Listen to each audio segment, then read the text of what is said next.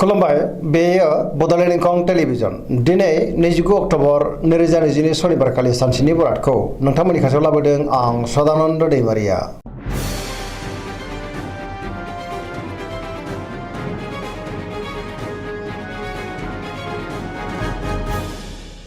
सिगां फरायनो लादों मेष राशि गिबि हांखो अ ल।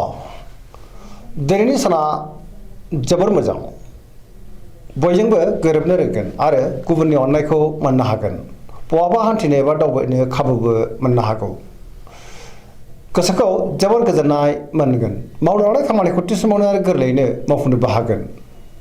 देहाया दिनै मोजाङैनो थागोन, अब्लाबो नाथाय जानाय लोंनायाव सांग्रां जानांगोन। रांखावरियाव मोजां, बेफार फालांगियावबो मोजां होनजायो। आयआ बांनो हागौ। सोरबा लोगोनिफ्राय थोजासे हेफाजाब मोननो हागौ। बहानिफ्रायबा मोजां खौरां फैनोबो हागौ। न'खराव बिमा बिफानि अननाय आरो बोरखौ मोननो हागोन। गुबुनजों मोजां सोमोन्दो लाखिनो रोंगोन। गोसोनि बोलोआ बांगोन। गावनि गोसोनि साननायखौ दिनै गुबुननो फोरमायनोबो हागोन। समाजाव बयजोंबो अनसायजागोन। लाइमोनफोरा जोबोर खुसि जागोन आरो गावबा गावनि गोसोनि साननायखौ फोरमायलायनोबो हागोन। वृष राशि गिबि हांखो इ अ ब। दिनैनि साना जोबोर मोजां, गोसोखौ दिनै जोबोर गोजोननाय मोनगोन। गोसोनि बोलोआ बांगोन। गावनि गोसोनि साननायखौ गुबुननो फोरमायनोबो हागोन। बहाबा हान्थिनो एबा दावबायनो खाबु मोननो हागौ आरो मोजाङैनो हान्थिनोबो हागोन। गोसोआ दिनै जोबोर खुसि जागोन।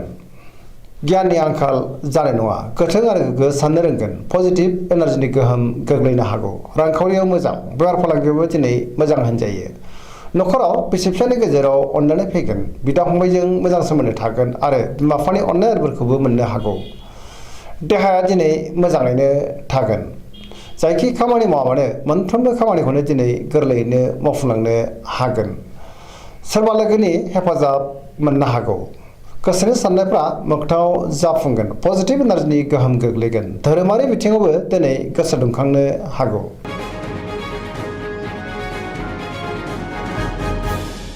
मिथुन राशि गिबि हांखो क स। दिनैनि साना जोबोर मोजां, गोसोखौ दिनै जोबोर गोजोननाय मोनगोन। गोसोआव बोलो बांगोन। गावनि गोसोनि साननायखौ दिनै गुबुननो फोरमायनोबो हागोन। मावनो लानाय खामानिखौ थि समावनो आरो गोरलैयैनो मावफुंनो हागोन। सिगांनि बबेबा आद्रा खामानिखौबो दिनै मावफुंनो हागोन। गियाननि आंखाल जानाय नङा। मोनफ्रोमबो खामानिखौनो दिनै गोरलैयैनो मावफुंलांनो हागोन। गोसोआ दिनै जोबोर खुसि जागोन। फरायसाफ्रा फरायनायाव गोसो दुंखांगोन आरो मोजां फिथाइ मोननोबो हागोन। रांखावरियाव मोजां, बेफार फालांगियावबो मोजां होनजायो।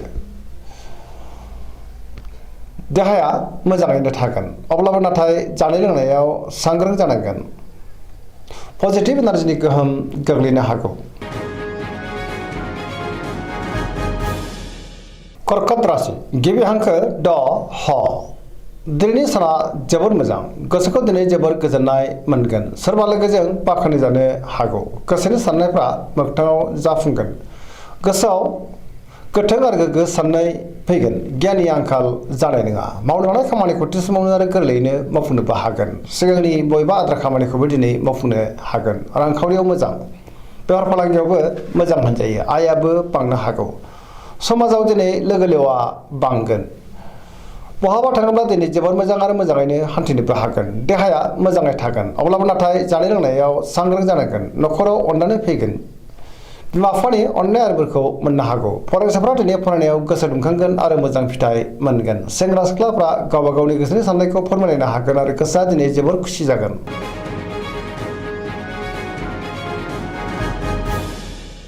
सिंह राशि गिबि हांखो म ट। दिनैनि साना जोबोर मोजां, गोसोखौ जोबोर गोजोननाय मोनगोन। पजिटिभ एनार्जिनि गोहोम गोग्लैगोन आरो पजिटिभ साननो रोंगोन। मावनो लानाय खामानिखौ थि समावनो आरो गोरलैयैनो मावफुंनोबो हागोन। सोरबा लोगोजों बाख्नाय जानो हागौ। बहाबा थाङोब्ला दिनै जोबोर मोजां आरो मोजाङैनो हान्थिनोबो हागोन। रांखावरियाव दिनै जोबोर मोजां, अब्लाबो नाथाय खरसायाबो बांनो हागौ। बेफार फालांगियाव जोबोर मोजां मुलाम्फा मोनगोन।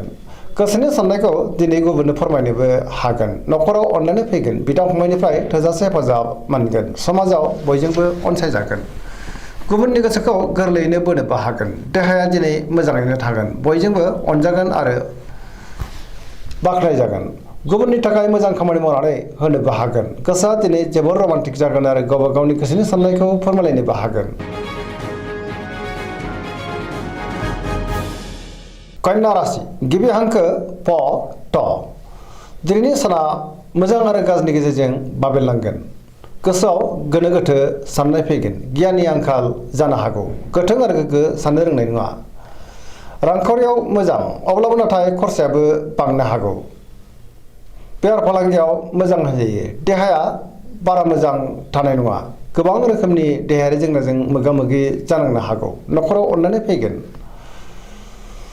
गुबुनजों रायखोमा जानोबो हागौ गोसोखौ दिनै जोबोर गुलाय गुजाय मोनगोन नेगेटिभ एनार्जिनि गोहोम गोग्लैनो हागौ सेंग्रा सिख्लाफ्रा जोबोर आला खाला जागोन फरायसाफ्रा दिनै फरायनायाव गोसो दुंखांगोन आरो मोजां फिथाइ मोननोबो हागोन।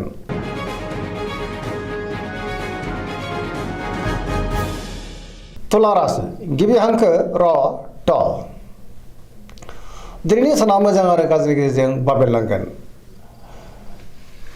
गोथों आरो गोग्गो साननो रोंनाय नङा गोसोखौ दिनै जोबोर उसुखुथु मोननो हागौ गोसोनि बोलोआ लोरबां जागोन गावनि गोसोनि साननायखौ गुबुननो फोरमायनो गोब्राब जागोन मावनो लानाय खामानिखौ मावफुंनो गोब्राब जागोन देहाया बारा मोजां थानाय नङा मेंनाय मोनगोन गोबां रोखोमनि देहायारि जेंना फैनो हागौ जानाय लोंनायाव सांग्रां जानांगोन रांखावरियाव मोजां बेफार फालांगियावबो मोजां होनजायो न'खराव बिसि फिसायनि गेजेराव अननानै फैगोन समाजाव मान मोनगोन गुबुननि थाखाय नाङा फाङा जेंनायाव गोग्लैनांनोबो हागौ सांग्रां जानाया गाहाम अब्लाबो नाथाय सोरबा लोगोनि हेफाजाबखौ मोननो हागोन गोदान खामानियाव आखाइ होजेननो हानाय नङा लाइमोनफ्रा जोबोर आला खाला जागोन नेगेटिभ एनार्जिनि गोहोमबो गोग्लैनो हागौ सांग्रां जानाया गाहाम।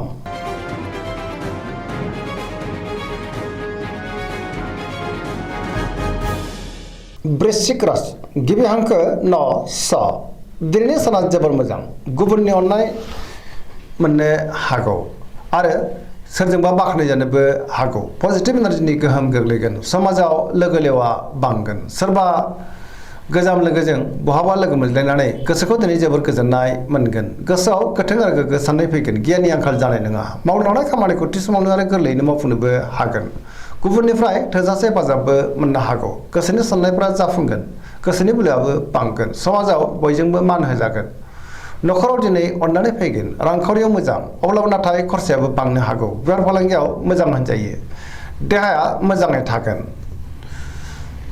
गुबुनजों बाख्नाय जानानै गोसोखौ दिनै जोबोर गोजोननाय मोनगोन फरायसाफ्रा फरायनायाव गोसो दुंखांगोन आरो मोजां फिथाइ मोनगोन सेंग्रा सिख्लाफ्रा गावबा गावनि गोसोनि साननायखौ फोरमायलायनो हागोन।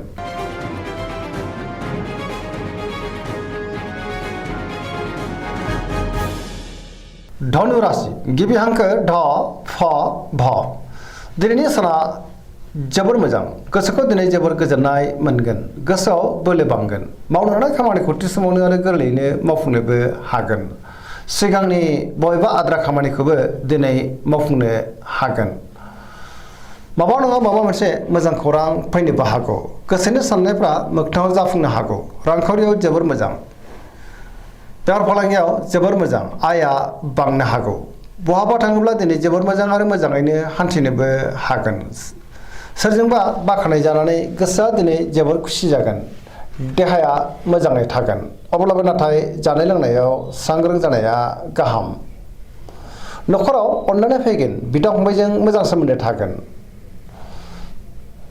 पजिटिभ एनार्जिनि गोहोमबो गोग्लैनो हागौ लाइमोनफ्रा जोबोर रमान्टिक जागोन आरो गावबा गावनि गोसोनि साननायखौ फोरमायलायनोबो हागोन।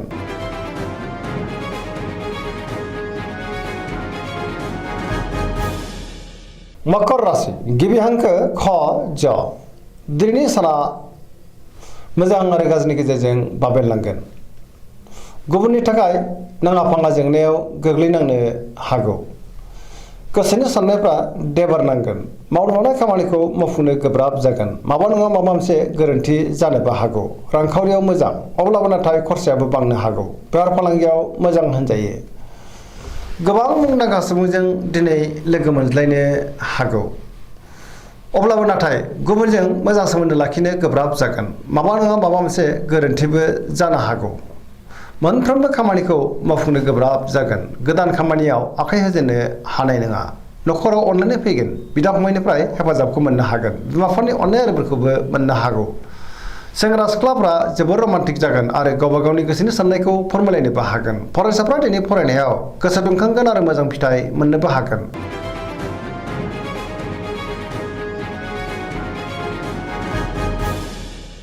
कुम्भ राशि गिबि हांखो ग स। दिनैनि साना जोबोर मोजां।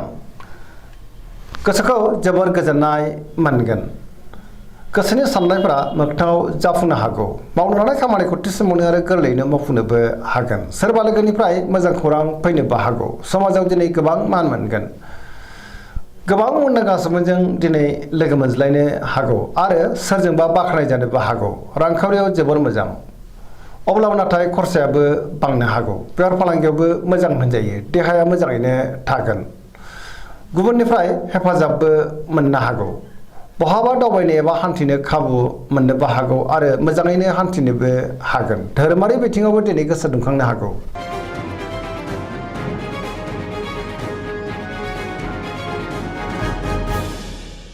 मीन राशि गिबि हांखो द स। दिनैनि साना जोबोर मोजां। गुबुननि थाखाय गोबां मोजां खामानि मावनानै होनोबो हागोन। गोसोखौ जोबोर गोजोननाय मोनगोन। सोरजोंबा बाख्नाय जानो हागौ। गोसोआव पजिटिभ साननाय फैगोन। गोथों आरो गोग्गो साननो रोंगोन। गियाननि आंखाल जानाय नङा। गोसोनि बोलोआ बांगोन। गावनि गोसोनि साननायखौ दिनै गुबुननो फोरमायनोबो हागोन। देहाया मोजाङै थागोन। रांखावरियाव मोजां। अब्लाबो नाथाय खरसायाबो बांनो हागौ। बेफार फालांगियाव मोजां। न'खराव दिनै अनलायनाय फैगोन। समाजाव मान मोनगोन।